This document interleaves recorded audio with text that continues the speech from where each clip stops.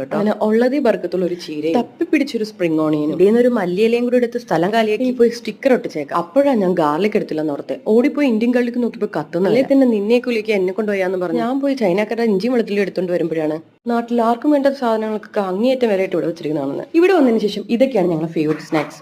എനിക്കൊരു cheese puffs, അന്നാക്കൊരു ക്രോസാൻ. വിശപ്പ് പിന്നെ കൂടപ്പറപ്പായതുകൊണ്ട് തന്നെ ഫുഡ് സെക്ഷൻ കണ്ടപ്പോൾ എന്നെ വല്ലാണ്ട് അട്രാക്ട് ചെയ്തു. അങ്ങനെ അതിൽ ഒരു ഫെറ്റാർ എടുത്ത് ചൂടായിട്ട് പാക്കേജിങ് വാങ്ങി. പിന്നെ ആർക്കും ഇഷ്ടമില്ലാത്ത ഈ ചോക്ലേറ്റ് സെക്ഷനിലൂടെ കണ്ണുടച്ചൊരു ഓട്ടം ആയിരുന്നു. ഇപ്പൊ പിന്നെ ഫുഡ് ലിസ്റ്റിൽ ഒരു മെനു ആണ് 8 ടൂണ, പിന്നെ ഒരു ഫിഗിന്റെ ജാം. ഹലോ, അങ്ങനെ അങ്ങ് പോയാലോ എന്നും പറഞ്ഞ് ഐസ്ക്രീം സാൻഡ്വിച്ചിനെ വിളിച്ചു വരുത്തിയതാണ് ഗൈസ്. പിന്നെ ചീസ്, അതെന്റെ ഒരു ഫേവറേറ്റ് ഐറ്റം തന്നെയാണ്. ഈ ഒരു സെക്ഷൻ അതെന്റെ വികാരമാണ് കേട്ടോ. പിന്നെ എനിക്ക് ബട്ടർ ഇല്ലാണ്ട് ജീവിക്കാൻ പറ്റില്ല. പിന്നെ അൽമുരയുടെ ചീസ് ക്രീം പറയാതിരിക്കാൻ പറ്റത്തില്ല, വൺ ഓഫ് മൈ ഫേവറേറ്റ്. പിന്നെ നമ്മുടെ സ്ഥിരം ഐറ്റം ഒരു യോഗോട്ടും ഒരു ഫ്രഷ് ക്രീമും. 14 രൂപ മുട്ടെടുത്ത് തിരിഞ്ഞപ്പോഴാണ് ദീ ഇരിക്കുന്ന 10 റിയാലിന്റെ മുട്ട. ടിപ്പിക്കൽ മല്ലു. ഇത് വെച്ചു അതെടുത്തു. അങ്ങനെ ബില്ലും കഴിഞ്ഞു ഗൈസ്. ബില്ല് കണ്ട് കിളിപ്പോയി നടക്കുന്ന എന്റെ ഹസ്ബൻഡിനെയാണ് നിങ്ങളാ കാണുന്നത്.